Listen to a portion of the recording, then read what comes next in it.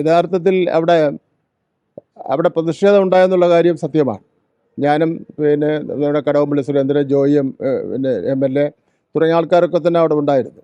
പ്രതിഷേധം ഉണ്ടായെന്നുള്ള കാര്യം ശരിയാണ്.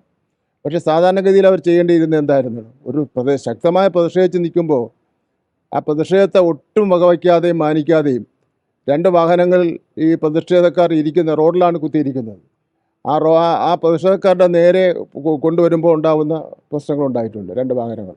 അതേസമയത്ത് അവിടെ കൂടി അതായത് ഇവർ പുറത്തിറങ്ങുന്നു എന്ന് മനസ്സിലാക്കിക്കൊണ്ട് തന്നെ ഞാനും കടകംപള്ളി സുരേന്ദ്രൻ്റെ നേതൃത്വത്തിൽ അവിടെ ഉണ്ടായിരുന്ന ആൾക്കാരെ മുഴുവൻ പ്രകടനമായി ഞങ്ങൾ മെയിൻ റോഡിലെത്തേക്ക് കൊണ്ടുപോയി.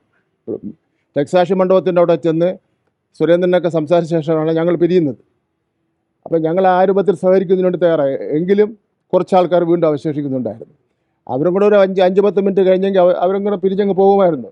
അതിന് പകരം പിന്നെ ED കാർ ചെയ്തതെന്ന് പറഞ്ഞാൽ അവിടെ ഇരുന്ന അവരുടെ നേരെ വാഹനം കൊണ്ടുവരികയും ചെയ്തു. അപ്പോൾ ഒരു സംഘർഷം ഉണ്ടായി. അതിൽ പ്രശ്നം ഉണ്ടായവരെ പിടിച്ചോട്ടെ പോലീസ്. ഇപ്പോൾ ചെയ്തെന്താ? 100ഓളം വരുന്ന വീടുകൾ പോലീസ് റെയ്ഡ് ചെയ്തിരിക്കുന്നു. സെർച്ച് വാറണ്ട് ഇല്ലാതെയാണ് പോലീസ് റെയ്ഡ് ചെയ്തിരിക്കുന്നത്. എന്ന് മാത്രമല്ല, ചില വീടുകളിൽ നിന്ന് പിന്നെ ബൈക്ക്, സ്കൂട്ടർ, അതുപോലെ ഇരുചക്ര വാഹനങ്ങളൊക്കെ തന്നെ എടുത്തുകൊണ്ട് പോകുന്ന സ്ഥിതിവിശേഷമുണ്ടായി. അത് ജനാധിപത്യ വിരുദ്ധമായിട്ടുള്ള നടപടിയാണ്. സമരം ചെയ്തതിൽ എന്തെങ്കിലും പോരായുമ്പോൾ പിന്നെ നിയമവിരുദ്ധമായ കാര്യങ്ങളുണ്ടെങ്കിൽ പോലീസിന് നടപടി സ്വീകരിക്കാൻ, കേസ് ചാർജ് ചെയ്യാൻ കോടതി തീരുമാനിക്കട്ടെ. പക്ഷേ ഈ സമരത്തിൽ പങ്കെടുത്ത ആൾക്കാരുടെ വീടുകളിലും അവരുടെ രക്ഷകർത്താക്കളെയും അസുഖമായി കിടക്കുന്നവരെയും പ്രായം ചെന്നവരെയും ക്യാൻസർ രോഗികളായി കിടക്കുന്ന അച്ഛനമ്മമാരെയൊക്കെ തന്നെ ഭീഷണിപ്പെടുത്തുന്ന നയം സ്വീകരിച്ചാൽ അത് ശക്തമായി തന്നെ അതിനെ ചെറുക്കുന്നതിന് വേണ്ടി ഞങ്ങൾ തയ്യാറാവും. ഇതുപോലെ തന്നെ മറ്റൊരു വിഷയം, കഴിഞ്ഞ ഭരണകാലത്ത് മുഖ്യമന്ത്രി പിണറായി വിജയൻ ഒന്നും പ്രതികരിക്കുന്നില്ല എന്നുള്ള പരാതിയായിരുന്നു. ഇത്തവണ ഇപ്പോഴത്തെ മുഖ്യമന്ത്രി ഒന്നും പറയുന്നില്ല, ഒരു കാര്യത്തോടും ഒരു വിഷയത്തോടും പ്രതികരിക്കുന്നില്ല.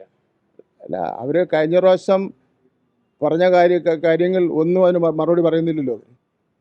കഴിഞ്ഞ LDF ഗവൺമെൻറ് കാലഘട്ടത്തിൽ അവർ ഉന്നയിക്കപ്പെട്ട ആരോപണങ്ങൾ, അതിന് പരിഹാരം കാണണമല്ലോ. ഇപ്പോൾ അതിനൊന്നും പരിഹാരം കാണുന്നില്ലല്ലോ. അത് കാത്തിരുന്ന് കാണും. ഒരു കാര്യം കൂടെ, കുഞ്ഞാലിക്കുട്ടിയിലേക്കും രമേശ് ചെന്നിത്തലയിലേക്കും EDയുടെ അന്വേഷണം വരുന്നുള്ള വാർത്തകളാണ്. ആ സാഹചര്യത്തിലും മുഖ്യമന്ത്രി ഒരു അക്ഷരം മിണ്ടുന്നില്ല. ഇതിനെതിരെ മാത്രമല്ല അന്വേഷണം. എനിക്കറിയില്ല ആർക്കൊക്കെ നേരെ അന്വേഷണം ഉണ്ടെന്ന് എനിക്കറിയില്ല. അവരോട് തന്നെ അത് EDക്കല്ലേ അറിയാമല്ലോ, അല്ലെങ്കിൽ കേന്ദ്ര ഗവൺമെൻറ്റിന് അറിയാമല്ലോ. എന്തായാലും ബഹുമാനപ്പെട്ട മുഖ്യമന്ത്രി ഡൽഹിയിൽ പോയതിന് ശേഷമാണ് ഇത്രയും പെട്ടെന്നുള്ള ക്വിക്ക് ആക്ഷൻ നടന്നതെന്നുള്ള കാര്യം നമുക്ക് എല്ലാവർക്കും അറിയാവുന്ന കാര്യം.